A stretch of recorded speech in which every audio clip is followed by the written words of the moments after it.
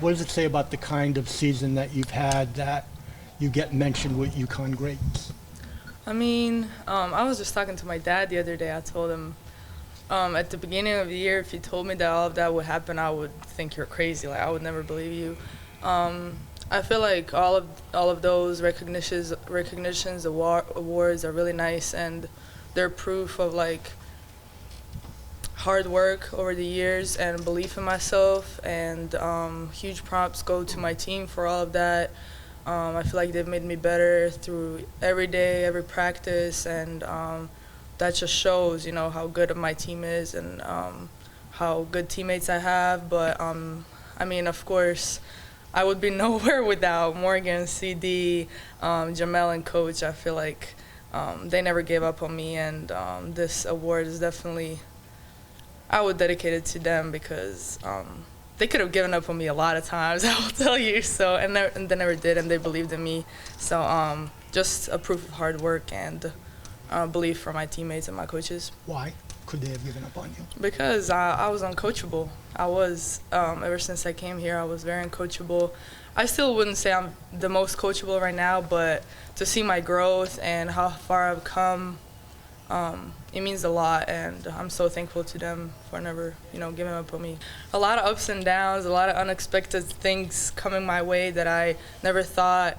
I wouldn't say I wasn't believing myself. I just never looked at myself being that player receiving awards or individual recognitions. I was always more focused on my team and the way I can help my team. So I guess this comes as a reward for that.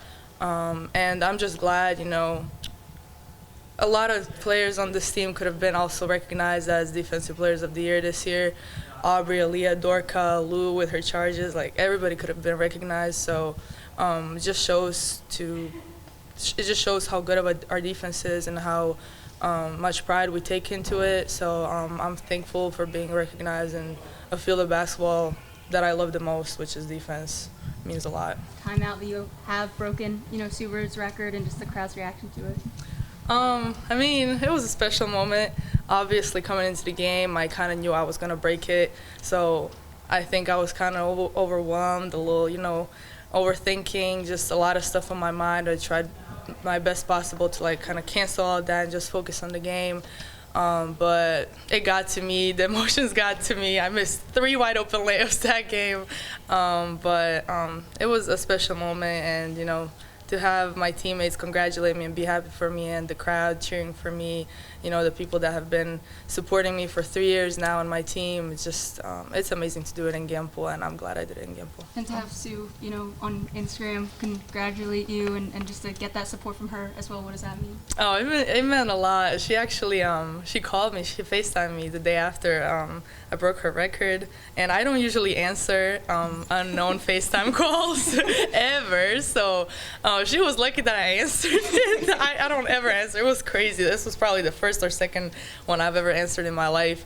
So I answered, and I'm like, who is it? I'm in my robe. I have a towel on my head, like just straight out of the shower.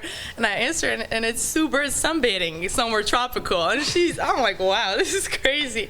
So she congratulated me, and she told me how proud she is, and we had a nice little chat, and I really appreciate that.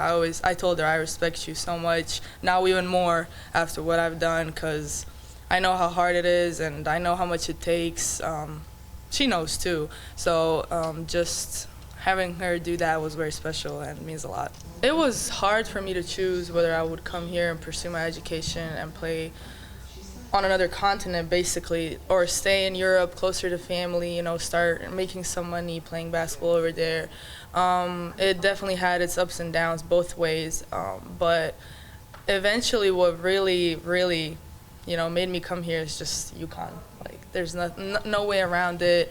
No money could replace it. No other experience could replace it. NBA Academy was extremely helpful. It gave me a little glimpse of, like, what life in America would be. You know, different people from different cultures playing together, which is what we have here.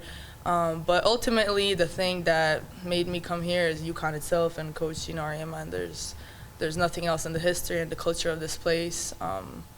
this was the reason why I came here, and I'm glad I chose that path. Were you watching these games on the internet? Yes, I was absolutely watching the games before, especially after I committed. I started watching even more, like games from previous years and everything.